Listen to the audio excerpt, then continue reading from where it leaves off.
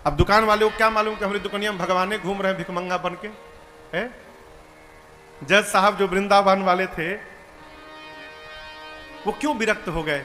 पत्नी ने कहा कि अरे भाई चलो, एक केवट की गवाही देने के लिए भगवान गवाह बन के चले गए थे कोर्ट में।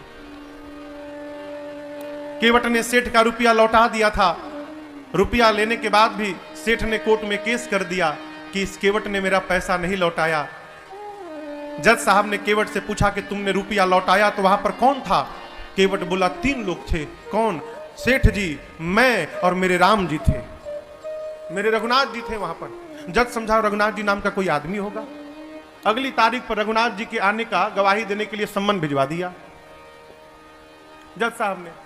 अब कोर्ट का संतरी पहुंचा गांव में, केवट जी गांव में, रघुनाथ जी कहां है, रघुनाथ जी कहां है? रघुनाथ जी हो तब न मिले।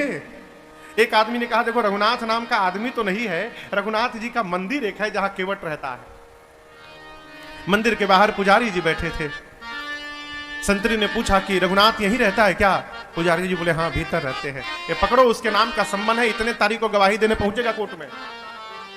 अब पंडित जी सोचे जब भगवान गवाह बनने के लिए तैयारे हो गए हैं तो हम कौन होते हैं बीच में रोकने वाले। पंडित जी सम्मान ले लिए और ले जाकर ठाकुर जी के चरणों में रखकर बोले प्रभु आज तक आपके लिए मिठाई आया, आज तक आपके लिए आभूषण आए, आज तक आपके लिए वस्त्र आया, पहली बार प्रभु आपके नाम का कोर्ट से सम्मान आया है।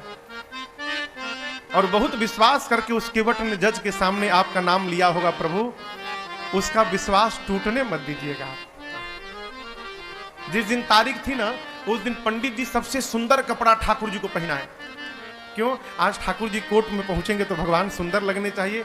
भगवान फटा पुराना कपड़ा पहने, लाठी पकड़े, बूढ़ा स्वरूप बना के हाथ ऊपर करके हम ही रघुनाथ है पहुंच गए। और ऐसी गवाही दिए कि पहली हियरिंग में ही केस समाप्त। सेठ को सजा हो गई, केस तो समाप्त हो गया, लेकिन जज साहब डिस्टर्ब हो गए। सोचने लगे भाई आज तक तो ऐसा कोई गवाह आया ही नहीं जो एक ही बार में केस को ही समाप्त कर दे। कोर्ट से निकल के अपने चेंबर में गए, केवट को बुलाकर बिठाए। बोले ये बताओ कहां रहते हो तुम? रघुनाथ जी के मंदिर में मैं रहता हूं। तो जज साहब बोले कि जो रघुनाथ आए थे? बोले जी जी। तो उनको लगा कि वो मंदिर बनवाए होंगे। तो जज साहब बोले लेकिन तो गरीब लग रहे थे, लग नहीं रहा था कि मंदिर बनवाए होंगे।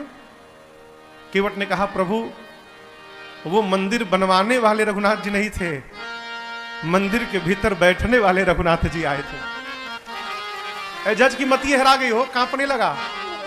संतरी को बुलाकर बोला सही सही बताना तुमने किसको सम्मान दिया था?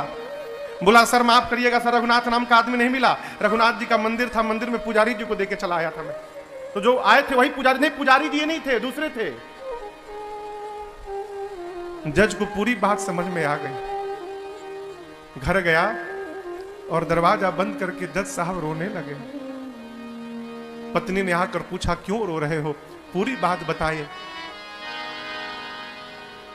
पत्नी ने कहा इसमें रोने की कौन सी बात है? अरे मान लो धोखे में ही दर्शन हुआ, तुम तो भाग्यशाली हो, तुमको दर्शन तो मिला, नाचना चाहिए। बोले इसलिए नहीं रो रहा हूं कि राम जी चले गए, इसलिए नहीं रो रहा हूं, मैं इसलिए रो रहा हूं अरे कुर्सी पे बना जज मैं बैठा रहा, जगदीश खड़े समझाते रहे। जिनकी अदालत में पूरी दुनिया जाकर खड़ी होती है, आज उनको मैंने अपनी अदालत में खड़ा कराया। ऐसा वैराग्य चढ़ा हो जज साहब को, उसी समय रिजाइन दिए, सब घर परिवार छोड़कर चले गए वृंदावन।